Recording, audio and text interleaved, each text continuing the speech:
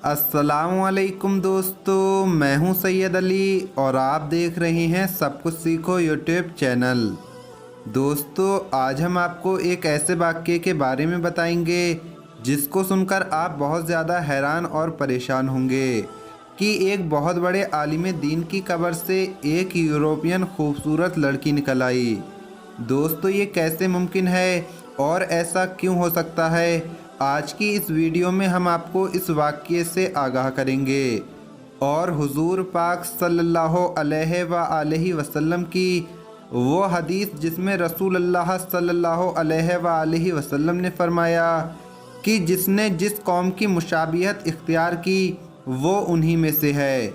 मेरे दोस्तों, मुशाबिहत एक हालत का नाम है जो इंसान पर तारी होती है और मुशाबिहत करने से जिसकी मुशाबिहत की जाए उसकी ताज़ीम होती है।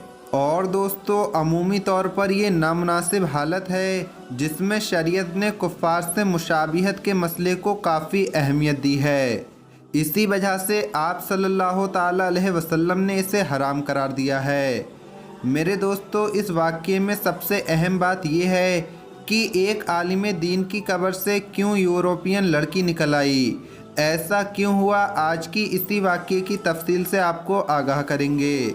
लेकिन इससे पहले अगर आप हमारे यूट्यूब चैनल पर नए आए हैं तो चैनल को सब्सक्राइब करके बेल आइकन ज़रूर दबा दें।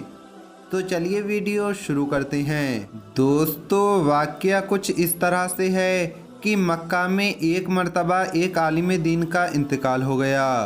उन्हें मुसलमानों के एक कब्रिस्तान में दफन कर दिया गया। उनकी वफ़ात के कुछ सालों के बाद एक और शख्स का इंतकाल हुआ और क्योंकि अरब का दस्तूर है कि जब कोई कब्र पुरानी हो जाए तो उस कब्र में पुराने मुर्दे की जगह नए मुर्दे को दफन कर देते हैं और इस तरह कई कई मुर्दे एक कब्र में दफन होते हैं।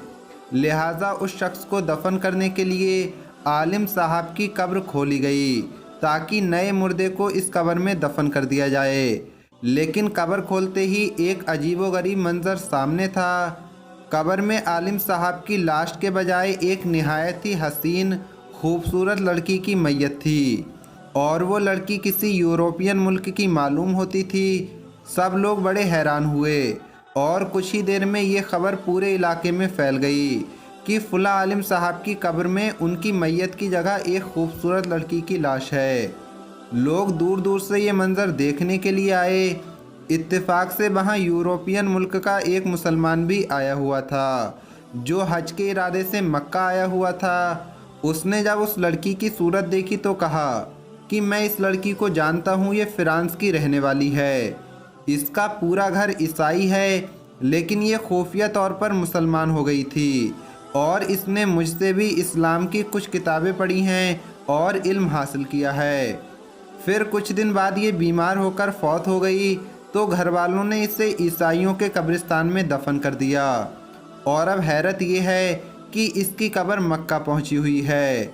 लोगों ने कहा कि इस लड़की की मैयत यहाँ मुंतकिल होने की वजह तो समझ में आती है कि ये नेक और मुसलमान थी, लेकिन फिर आलिम दीन की मैयत कहाँ गई? किसी ने कहा कि हो सकता है उनकी मैयत उस लड़की की कब्र में चली गई हो। उस आदमी ने कहा कि मैं चंद दिनों बाद हज से फारिग होकर अपने मुल्क जा रहा हूँ। मैं उस लड़की के घर वालों से मिलकर उसकी कब्र कुशाई करके देखूँगा कि आखिर मामला क्या है। लोगों ने कहा ठीक है और उन लोगों ने एक आदमी को उसके साथ भेज दिया। उस आदमी ने अपने मुल्क जाकर लड़की के घर वालों से सारा वाक़या बयान किया तो लड़की के घर वाले बहुत ज़्यादा हैरान हुए। चुनांचे उन्होंने लड़की की कब्र खोली तो लड़की के ताबूत में उन आलिम दीन की मैयत थी जो मक्का में दफन हुए थे। वो लोग बहुत ज़्यादा हैरान और परेशान हुए कि आखिर ये क्या माजरा है। मक्का में जब ये खबर पहुंची कि उन आलिम साहब की लाश ईसाइयों के कब्रिस्तान में है तो सबको बहुत हैरानी हुई कि लड़की का यहाँ मुंतकिल होना तो समझ में आता है कि उसके मुसलमान होने और नेक होने की वजह से है, लेकिन आलिम दीन से ऐसा क्या गुनाह हो गया जिसकी वजह से उन्हें ईसाइयों के कब्रिस्तान में मुंतकिल कर दिया गया। चुनांचे उनकी बीवी से पूछा गया कि तेरे शौहर में ऐसी कौन सी बात थी जो उसके साथ ये मामला पेश आया। उसकी बीवी ने कहा कि मेरा शौहर तो बड़ा नेक नमाजी इंसान था, तहज्जुद गुजार था और कुरान पढ़ने वाला था। लोगों ने कहा कि सोचकर बताओ, आखिर कोई तो ऐसी बात होगी जिसकी वजह से इतना सब कुछ हो गया। बीवी ने गौर करके कहा कि उसकी एक बात मुझे हमेशा खटकती थी कि जब भी उस पर गुस्ले जनाबत वाजिब होता था तो वो नहाने से पहले कहता था। ईसाइयों के मज़हब में ये बात बहुत अच्छी है कि उन पर गुस्ल वाजिब नहीं है और हमें तो सर्दी में भी नहाना पड़ता है। हो सकता है कि अल्लाह ने उसे उन्हीं के दरमियान पहुंचा दिया हो जिनके तरीके को वो पसंद करता था और इस्लामी अहकाम उसे ठीक नहीं लगते थे।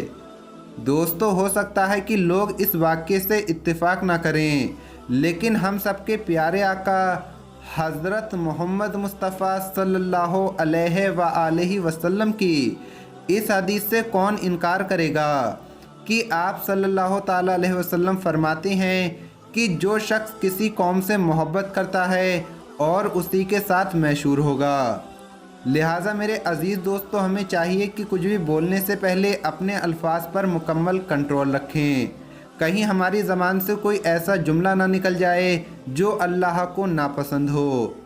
हज़रत इमाम अली फरमाते हैं कि बोलने से पहले अल्फाज इंसान के ग़ुलाम होते हैं, लेकिन बोलने के बाद इंसान अल्फाज का ग़ुलाम बन जाता है।